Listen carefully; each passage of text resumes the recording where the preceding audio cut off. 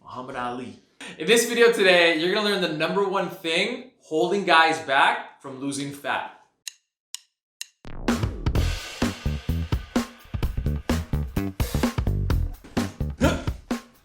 What's happening, guys? I'm Marcus Wolf, and if you're new to the channel and you're a busy guy looking for a fat loss solution to support your busy life, smash that subscribe button because these videos are 100% for you. Now on to the video. The #1 thing that was holding me back for years in my fat loss, and this is actually the thing that 100% of my clients deal with the most, and we nip this in the butt right away, and that's hunger. Now, if you're watching this right now and hunger has prevented you from seeing that glorious six-pack, you're not alone. Because that's all I ever wanted. All I ever just wanted was a six-pack to have 365 days a year. Is that too much to ask?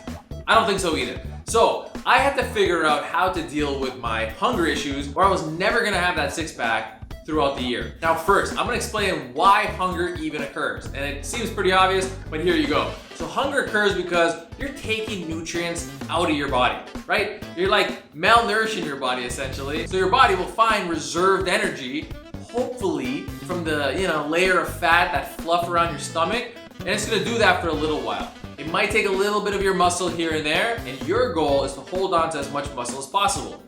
But it's unavoidable. Eventually, the longer you are on a fat loss, that's effective at least, you're gonna start getting hungry. And when that hunger kicks in, you start craving things. You start craving things you didn't normally ever eat. Daydream. I'm daydreaming of I don't know, KFC, that nuclear green coleslaw? I would totally eat that when I was really deep into a fat loss. I don't normally crave that. That macaroni cheese, it used to be better when I was a kid. I don't know what happened to that mac and cheese from KFC. Fat loss gets really bad, you just start daydreaming about having that donut, that croissant. I can picture myself wanting to eat Arby's, and I've never stepped foot into an Arby's. But I guarantee long enough, and I would see a commercial of that sandwich, and I would totally eat that.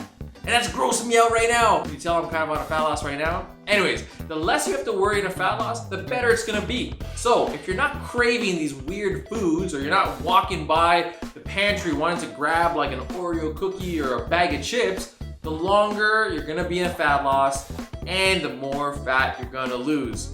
Win! Now I'm gonna share 3 tips on what I do that are effectively suppressing my hunger and my private clients' hunger so they can prolong their fat loss and lose tons and tons of fat and hold it off and keep it off. So tip #1, always, always, always, well, at least 80% of the time, choose whole foods over processed foods.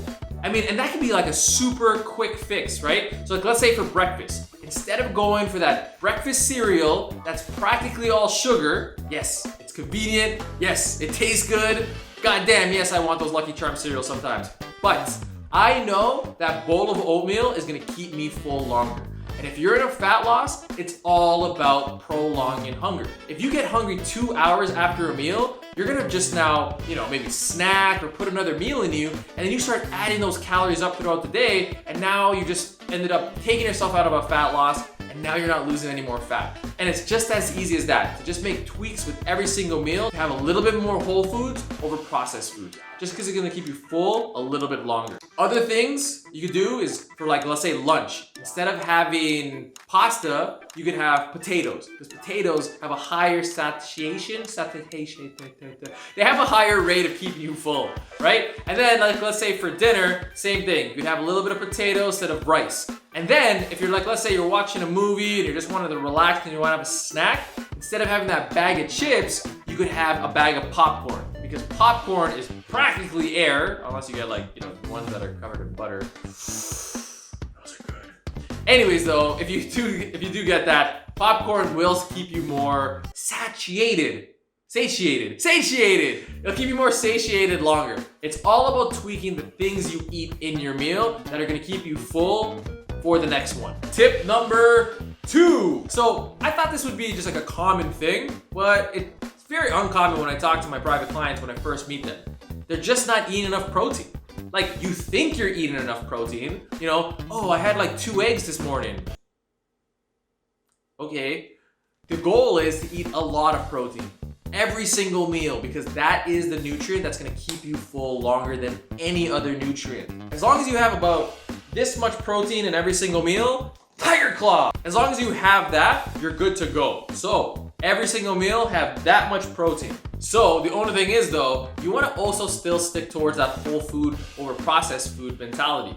Just like, you know, a lot of guys I talk to, they would say, I wanna do a protein shake. Does that work? And I'm like, listen, if you're strapped for time and you really need convenience, a protein shake is great. You could slam 40 grams of protein just like that. The only problem though is, it's gonna go right through you. You're always gonna wanna lean towards whole foods, even with the protein. So instead of having that 40 grams of protein shake, you're gonna wanna have that palm size of chicken breast, salmon, beef, human, whatever is gonna work. Tip number 3. Holy, this has been the savior for me. Low calorie, nutrient dense foods. So essentially I'm saying vegetables and fruits. Like, these things are a godsend. When I am trying to lose fat, I'm probably eating 2 to 3 times the amount of vegetables that I normally would eat throughout the year. Just because I want to suppress that hunger as long as I possibly can. And the best part is, they also provide me the nutrients so I can keep my energy up and pretty much don't feel like I'm in a fat loss. So those 3 tips are absolutely massive. And if you add this to your diet right now, maybe you're starting a fat loss recently and you're struggling to stay on because you want to snack all the time, you're feeling hungry, make these quick fixes right now. Because if you make these quick fixes, it's gonna prolong your fat loss, and prolonging fat loss is everything. It can be the difference between lasting another 4 to 8 weeks in your fat loss, effectively losing fat, which essentially means more fat gone, right? Because like, look at it like this. In 4 to 8 weeks, you could lose, let's say, 5 to 10 more pounds of fat. That's more fat than you were losing if you weren't on it. So what you want to do is you want to prolong fat loss. And by prolonging fat loss, you need to prolong hunger in between meals. And you can do that with those 3 simple tips. The whole foods over processed foods, lots of protein, especially if it's whole foods related, and vegetables, lots of them. Make them taste good, because lots of people don't like vegetables, but they can make a 6-pack become like...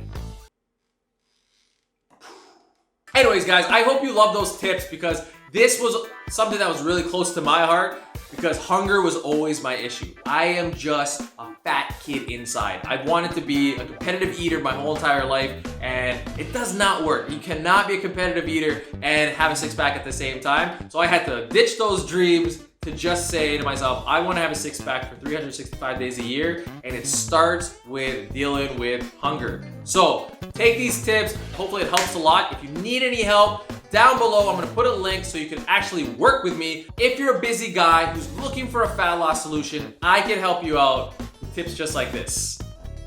Wait. Oh, bam!